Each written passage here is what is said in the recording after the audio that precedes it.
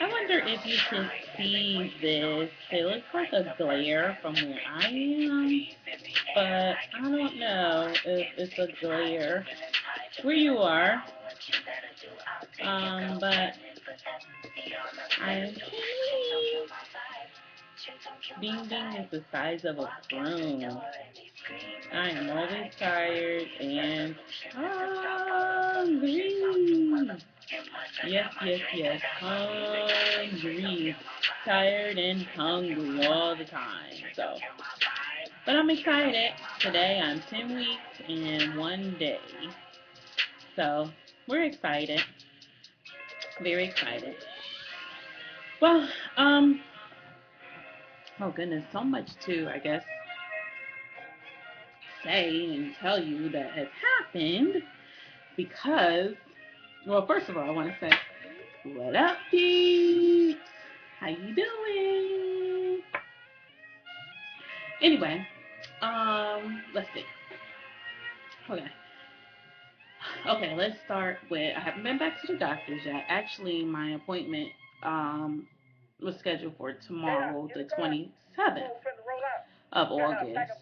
But seeing how I've been having bad luck from day one of this pregnancy, when you know it, something else is coming up. Guess what? Guess what? Guess what the hell is up with me now? Yep. I need a new doctor. Yep, yep, yep. You guessed it right. Bingo. I need a new doctor. Um, the doctor that I thought I had, he was in a private practice and he was by himself with a midwife, which was fine. I guess he received my medical records from North Carolina, which was just my regular family practice doctor. I wasn't seeing, a specialist or anything like that because I wasn't pregnant. But, I needed to see a family doctor to maintain my blood pressure. So he received my charts and, no, my pressure wasn't sky high, but it wasn't low. And, I wasn't the 120 over 80. That might be a little too loud. I wasn't the 120 over 80, like, I guess you're supposed to be. So, sorry about that.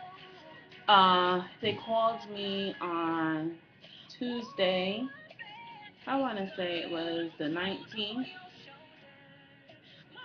I can't read this calendar. I don't know what days it is.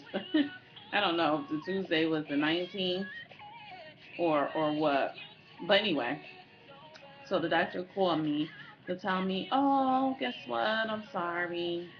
I can't see you. I need for you to go to a specialist, which is a perinatologist. And the appointment that you had with me, you can just cancel it because that's who you're going to be seeing from now on. Um, so I was like, oh, wow. Okay. Yeah, and basically that was the phone call. Hey, guess what?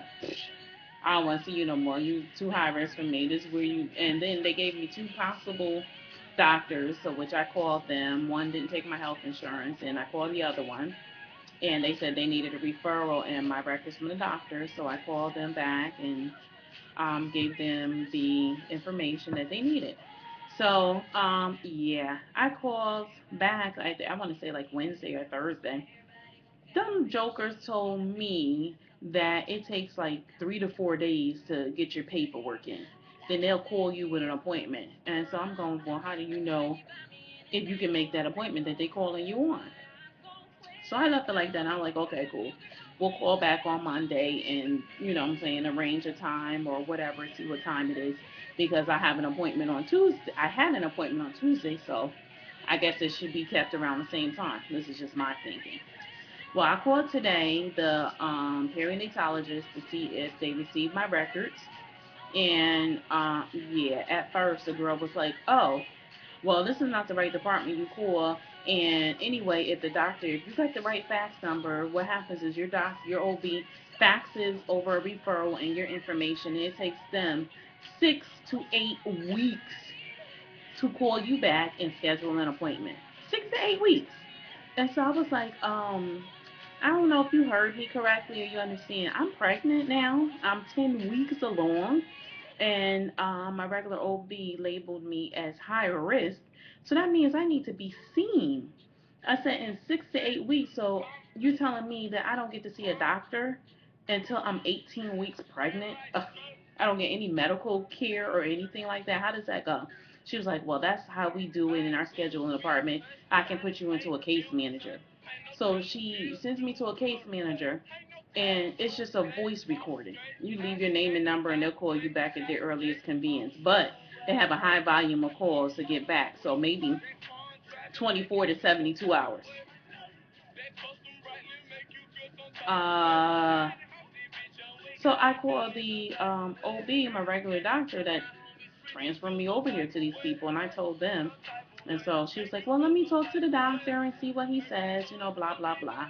So she calls me back. It was like, well, the doctor says, your appointment on the 27th was just for paperwork, and he probably wasn't going to see you no more until like the first or second week of September. So if you don't get an appointment by the second week of September, then give us a call and we'll see if we can get you in so, we can make sure we hear the heartbeat. So I was like, so what am I supposed to do in the meantime if I get sick? I don't have a doctor. She was like, well, you can call us and, and see if anything is wrong and we'll tell you if you need to come in or probably go to the emergency room. I'm like, I don't feel comfortable at all. That I'm just kind of like in limbo right now. I'm just feeling like really crazy. I'm trying not to get upset because I know if I get upset, it can raise your blood pressure. And I don't have a doctor to go to get my blood pressure checked. So I'm just, whatever. He told me that he couldn't see me. So then I tell her, well, how do you know if you're not going to see me? So she was like, well, it's not that he didn't want to see you. He just got your paperwork and because you're taking medication. I said, but he knew I was taking medication from the beginning on my first two appointments.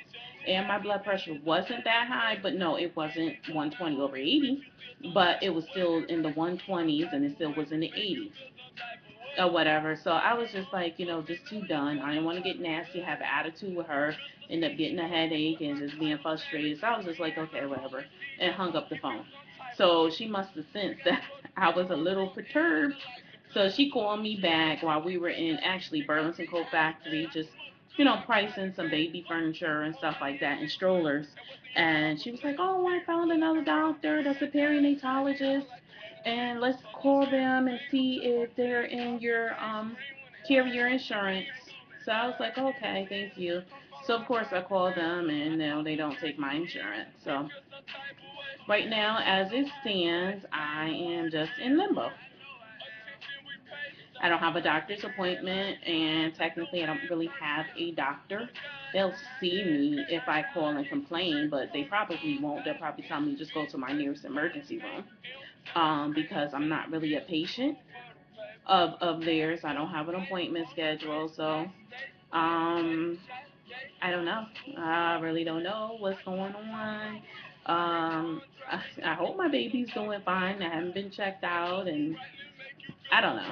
I just get really nervous because of the simple fact is when I came in there, they expressed to me what a concern it was of my age, my weight, and definitely being on high blood pressure. So I'm thinking that yes, I'm going to be monitored a lot more often than the normal pregnancy woman would be. Hmm. No, so that's what's going on right now with me, guys. I'm just stuck, looking crazy, and of course, my wife is she's having a shit fit right now. Okay, she is just like crazy. Basically, it's like I'm gonna send you to Connecticut to live with your family so you can get adequate care because her health insurance is based out of New York or whatever. So I'm pretty sure they're gonna be a lot more doctors in the area of Connecticut and New York, and I can always take the train to go to a doctor's appointment in New York. But who wants to do that? Who wants to be away from their spouse at a very important time in their life? Go to doctor's appointments by yourself, hear your first heartbeat by yourself. You don't want to do that. I mean, and then at one point, we were even considering just opting our lease and moving back to New York. Well, we actually never lived in New York. We lived in Connecticut. But moving back north just so, we can get care. We looked into a lot of doctors. Well, we looked into our health insurance before we moved, and they had doctors in the area. They had OB, So we figured there's not a problem. I mean, I just really don't know. Like I said, from the very beginning, we found out we were, even before we found out we were pregnant, when I went to go get inseminated, shit was happening. You know, the car broke down, it cost, my brother fell asleep, he didn't take me to the next examination. First pregnancy test came out negative, second pregnancy test came out negative. Now I'm pregnant. The first doctor didn't want to see me, the second doctor canceled on me, the third doctor canceled on me. Now the fourth doctor, this is my fifth doctor that I will be going to, this perinatologist. So if I can get to one, but we will see. So wish me luck. And in the meantime, let's see if anything new and exciting is happening.